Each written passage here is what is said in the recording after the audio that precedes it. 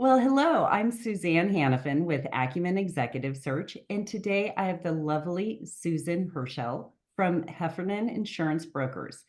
And as a benefits consultant, Susan works with organizations both large and small on everything around benefit plans.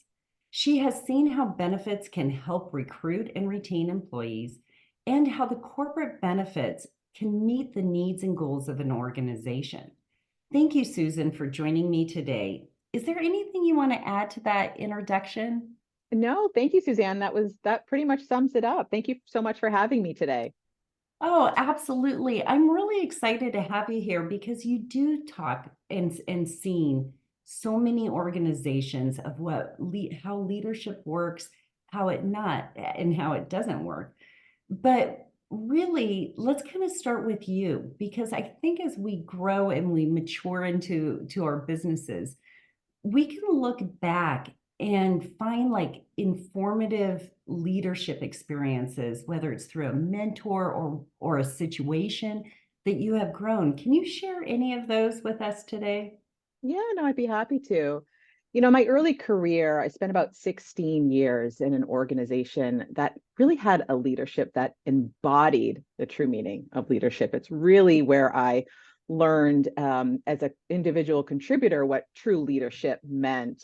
And I think, why that was, it was a place where you really felt like you as the individual mattered and the work that you did was really regularly recognized on a everyday basis. And there was just this tremendous amount of mutual respect between the leadership team and all the employees. And I always felt like they had my back. And anytime that I had a personal challenge or just something going on with the work that I was doing, I felt fully supported. And I think great leaders demonstrate that trait to really support their teams and really just rise everybody up at the same time. My old boss used to do this thing every week. He'd walk through the office and check in with every single person. Whether you were the front desk receptionist or, a middle manager or somebody that was their, first month on the job, he'd make that point. There was 120 employees at this company, and every day or every week, he'd make a point to walk through and touch base with everybody. And there was no agenda. It was just simply to check in. How are you doing? How's your day? How's your family? And I think people really appreciated that. They really felt like they mattered and they weren't just a number in this big company. So, we all looked up to him in a respectful way. And I don't think that's common in most organizations. I work with a lot of businesses and companies and organizations and don't often see that. And this is just one simple, free thing that any leader can do. You don't need a PhD, you don't need, years and years of experience. It's really about people and connecting with your employees. Isn't it interesting? Sometimes the most simplest gesture, and if it's heartfelt, I mean, people see through when it's not. I Agreed, think that's 100%. it's important to state as well that Yeah, just touching base means a lot to people. yeah, I think so What an too. important lesson to learn of it's everyone. We're all part of an organization. It's not just one person. And so with that, you bring values that are Mhm. important to you into your work and also how you work. What type of values do that come out with you daily in leadership? Yeah, that's a really good question. I have a very long list, Suzanne, but I'll highlight a few that I think are top of mind for me. One of the things that I try to carry with me everywhere I go in all my relationships, whether it's personal and business, and in my leadership role within my own team, is to have empathy. Really put yourself in that other person's shoes and feel what they're feeling. Now, this is easier said than done. As humans, we're not hardwired this way. I mean, this takes some intentional work to say, I really want to listen to this person's problems, the challenges that they're facing. And I think doing that, you can then be a resource and support. And I think that's crucial in every leadership role. I think leaders also can't be afraid to get their hands dirty. I think so many leaders feel like they're at the top and they're the ones sort of, directing everybody what to do. But, especially in smaller organizations, emergencies happen, critical situations come up, client needs, there's urgencies, there's emergencies, all these things.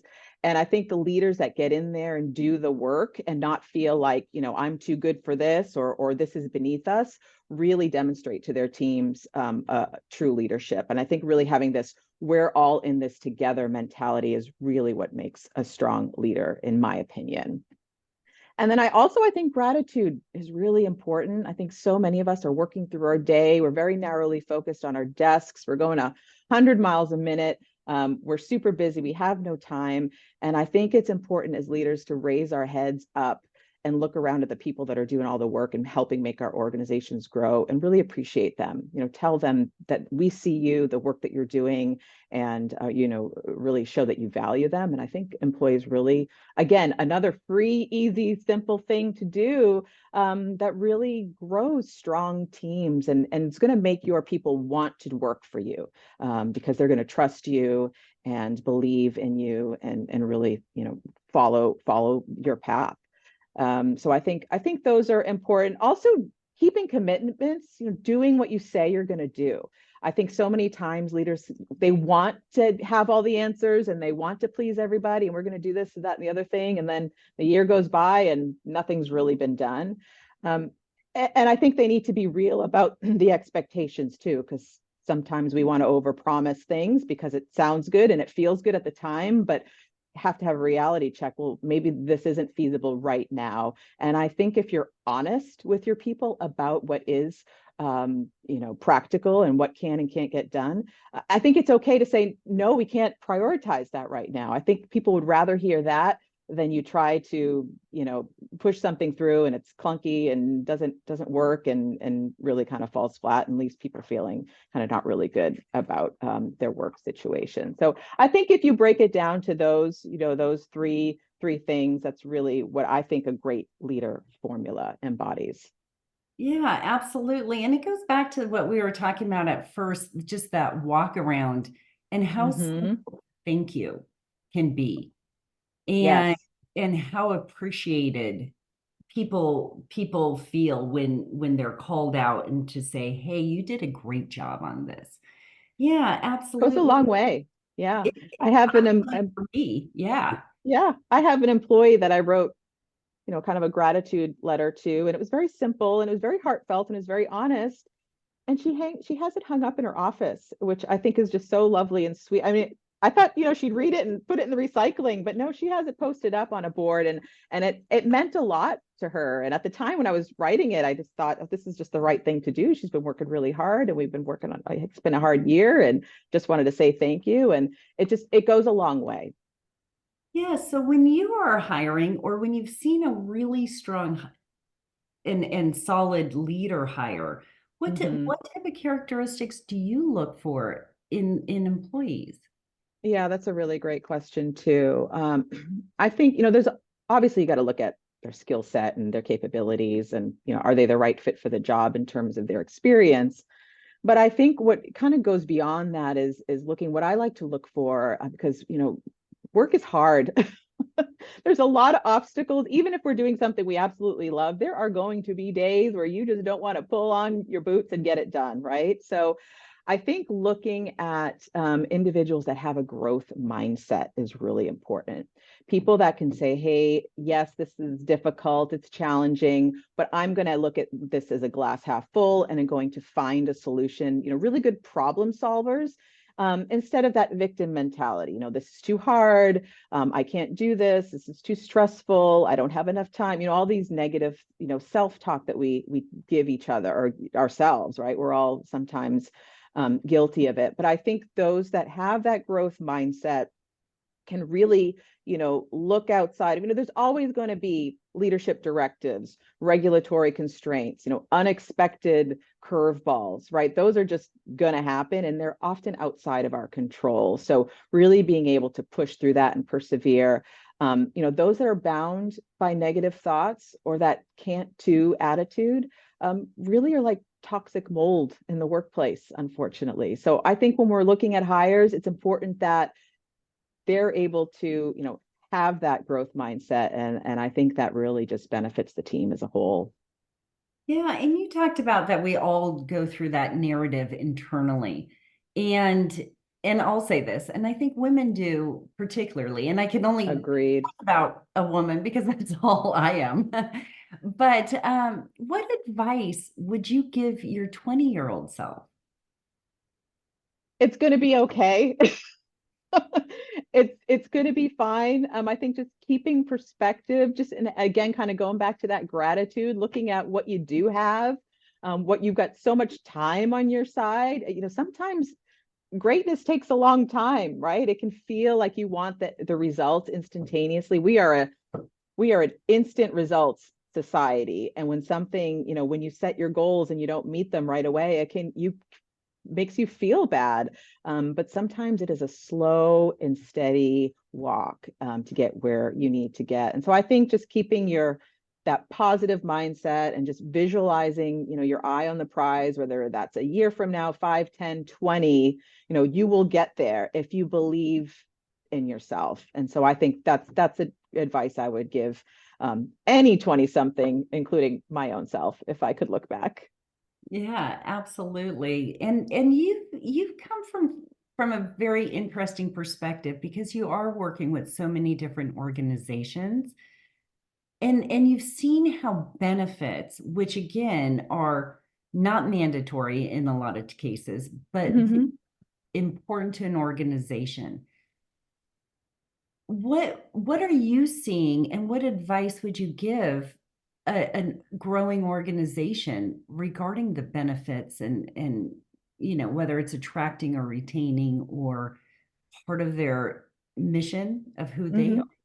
Yeah, no, that's I think there's certain things, right, that are basic table stakes, right? You got to provide good quality health insurance, the medical sides of things. But when you're looking beyond that, right, looking at the how to make my workplace best in class, how to have my employees promote us as an organization, right? To have that net promotion, that net promoter score, right? So that's what we're all achieving.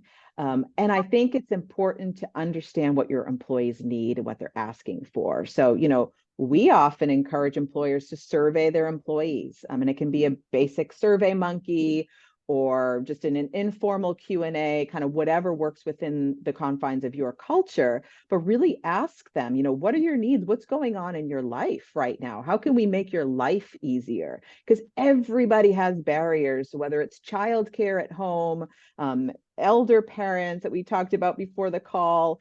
There's all sorts of things going on in people's worlds. And if you work for an organization that you feel like has your back, and that you can do that through benefits and perks and flexible hours and what have you, can get really creative. But I think it really starts with understanding your employees and what their needs are. And you got to ask the question, you got to have the conversation. Well, and it ties back to that very first thing that you said about empathy.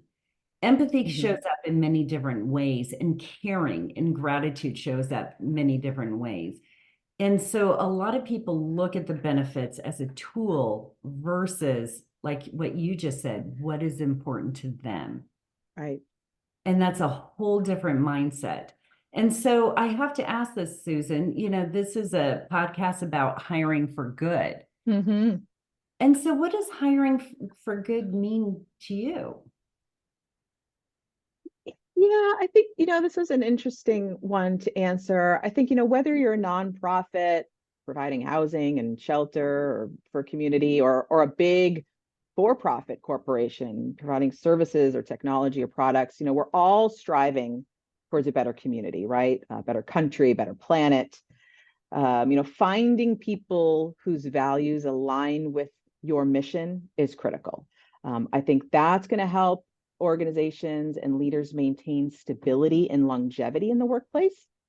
If we're all rowing in the same direction and believe that we're truly helping our community, our society, our planet, that makes all that hard work and those stressful days, because they will be there. There's no antidote for that. There's going to be times when the work is hard, and if you don't believe in the work that you're doing organizationally, it's not necessarily going to be a good fit. And I think you talk about hiring for fit. I hear that you mentioned that a lot, Suzanne, in the work that you do, and I think that's important, not to be overlooked. It's not just about the technical skills or the years of experience or the resume. It's does this person really believe in the work that we do and the mission that we are on?